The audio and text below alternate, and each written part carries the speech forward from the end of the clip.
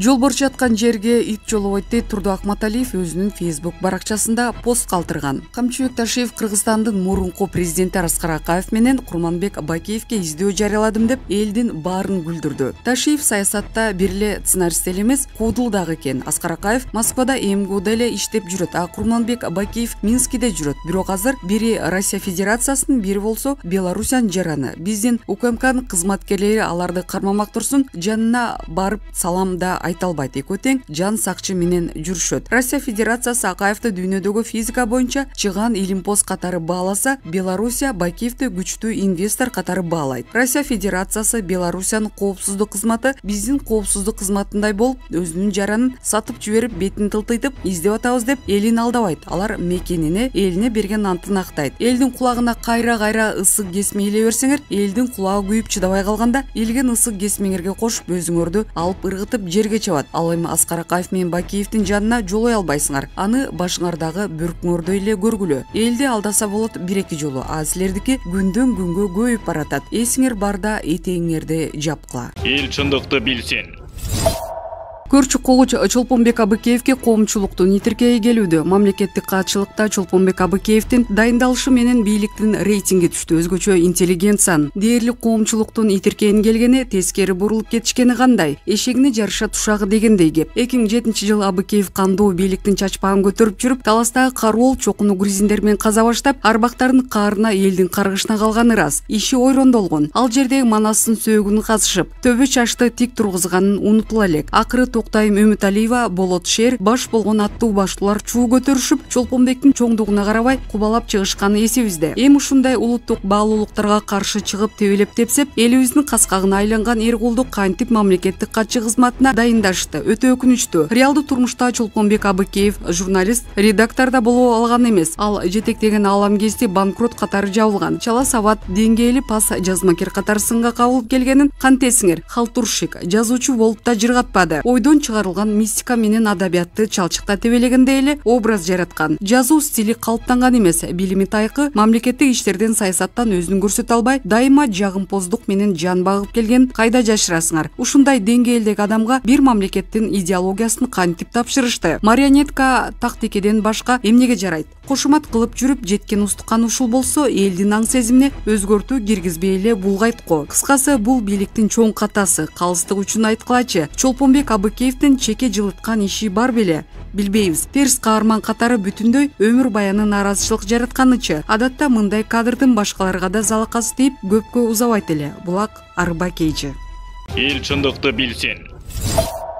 Чегарада курман болгон аскер жерге берилди. 8-июлда Баткенде Кыргыз-Тажик чегарасындагы ок атышуудан Кыргызстандын бир аскер кызматкери каза болду. Тажикстанда кармалып турган дагы бир аскер 10-июлда өткөрүлүп берилди. УКМК Кыргыз-Тажик чегарасындагы атышууда курман болгон аскер Хуснидин Хаджиевдин сөөгү 9-июлда кечке мал алынып келингенин кабарлады. Буга чейин чегара кызматы атышуу шарты катаал, жолу татаал тоолуу аймакта орун алгандыктан 27 жаштагы сержант Хуснидин Хаджиевдин сөөгү коңшу өлкө аркылуу алынып келиндерин, ал Кыргызстан аймагында окко учканын билдирген. Кыргызстан менен Тажикстандын чегара өкүлдөрүнүн сүйлөшүүсүнөн кийин коңшу өлкөнүн чегарачылары кармап кеткен кыргыз аскери прапорщик Умаров 10-июлда түнкү саат 1-лерге жакын Кыргызстанга кайтарылды. Чегарачынын ден соолугу канааттандырыларлык деп бааланууда. Жаңжалда тажик тарап Кыргызстандын чегара кызматынын 3 атын жабдыктары менен кайра өткөрүп берген. Хуснидин мекенчил жигит болчу. 9-июлда улуттук коопсуздук мамлекеттик комитетинин чегара кызматы Тажикстан чегарачылары куралдуу кол салуусунан улам Кыргызстан чегарачысы 27 жаштагы сержант Хуснидин Хаджиев курман болду. Жоокердин өлүмүнө чоо жайы териштирилип жатат деген маалымат тараткан. Лелектеги көк жайлоо Чашмагилдан ашуусу аймагында Тажикстан чегарачылары дагы бир кыргыз аскерин кармап өз аймагына алып кетишкени маалым болгон. Чегара кызматынын Баткен облусундагы өкүлү Кыялбек Төлөнбаев тажик тараптан жаңжал учурунда кармалган жоокерди кайтарып берүүнү талап кылууда деп айтылат УКМК тараткан билдирүүдө. Булак Азаттык. Эл чындыкты билсин.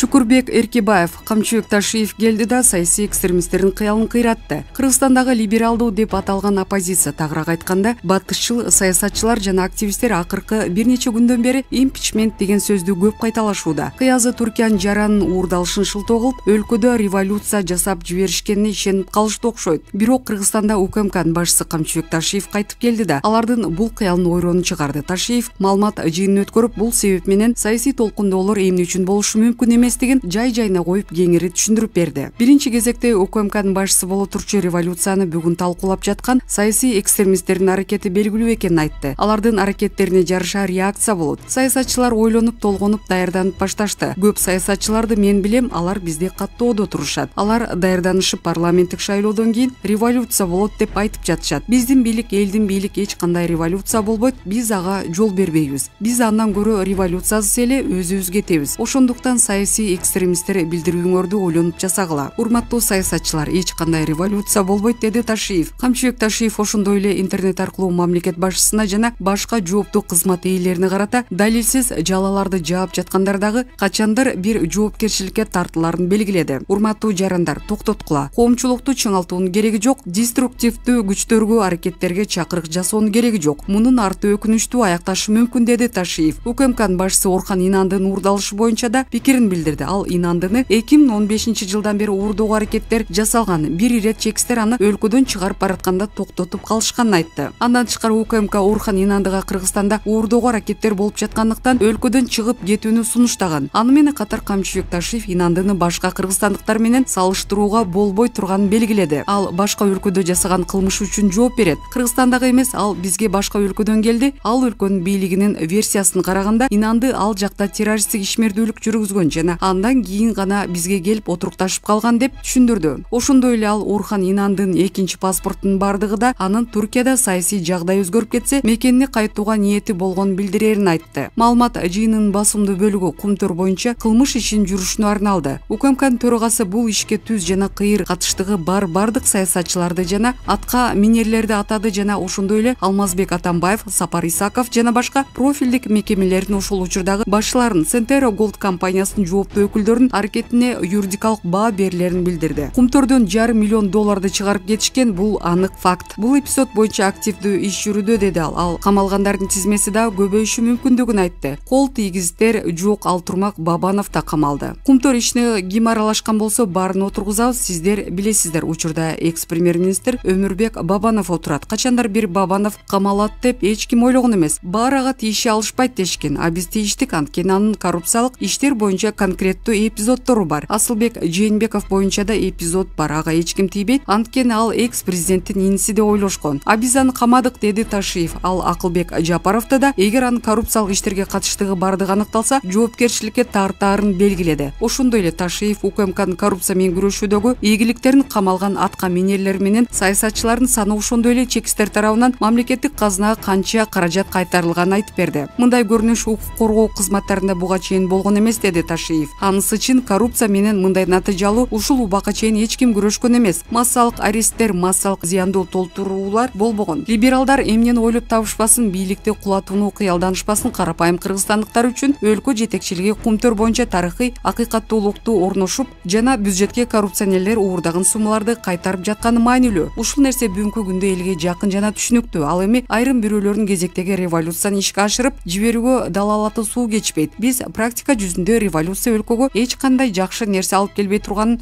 түшүнбөдүкпү? Булак Сокол Медиа. Эл чындыкты билсин.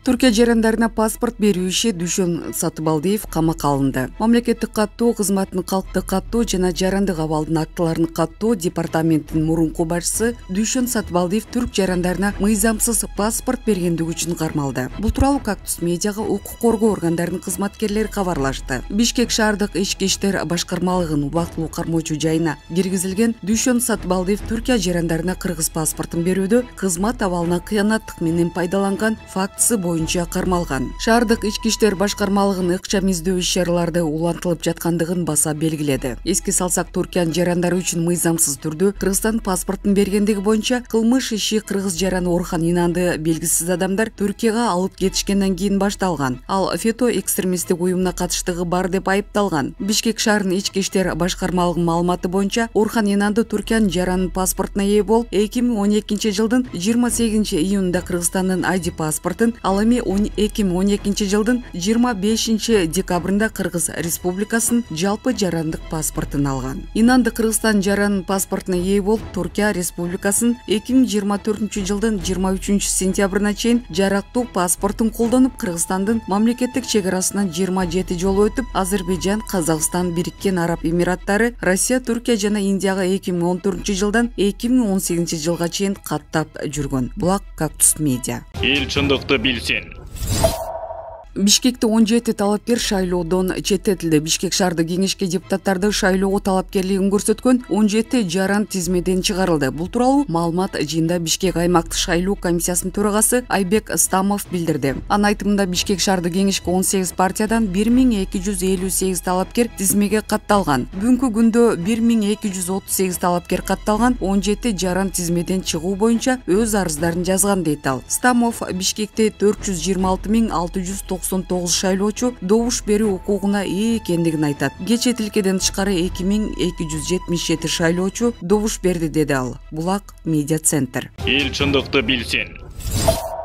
Жакшылык жамандыкты жеңет. Хабиб Конор утулган беттешке пикир билдирди. Биринчи раундтун аягында ирландиялык атлет бутун сындырып алып, беттешти уланта албай калды. Мелдеш Америка Кошмо Штатынын Лас-Вегас шаарында өттү. Абсолюттук мушкерлер уюмунун жеңил салмактагы экс-чемпиону россиялык спортчу Хабиб Нурмагомедов америкалык Дастин Порьен ирландиялык мушкер Конор Макгрегорду утуш менен куттуктады. Бул тууралуу ал өзүнүн Twitter баракчасына жазганын билдирди. Мушкерлер Америка Кошмо Штатынын Лас-Вегас шаарында өткөн UFC 264 мелдешинин башкы беттешинде таймашкан. Биринчи раундтун аягында ирландиялык атлет бутун сындырып алып, беттешти уланта албай калган. Жакшылык жамандыкты ар качан жеңет. Паре үчүн кубанычтамын. Дастин, жыл аягында сен чемпионду курду тагынасың деген үмүттөмүн, деп жазды Нурмагомедов. Бул уюмдун атактуу мушкерлеринин 3-чү беттеши болду. Алгач 2014 жылы Конор Порьени нокаут менен уткан. Атлеттер быйыл 24 январда Абу-Дабидеги мушкерлер аралык спорттук жайында кармашып, анда америкалык мушкер ирландиялыкты таймаштын 2-чи раундда сулата чаап жеңип алган. Бул Макгрегордун карьерасындагы алгачкы ирет нокаутка түшүп жеңилгени болгон. Убагында UFC уюмунун бир учурда 2 салмакта чемпиону болгон Макгрегор карьерасында 28-чи беттешке чыгып, 22-чи ирет уткан, 6 жолу жеңилген. Ал эми америкалык Порье 34 таймаштын 28-inde жеңүүчү болгон. Булак Спутник KG.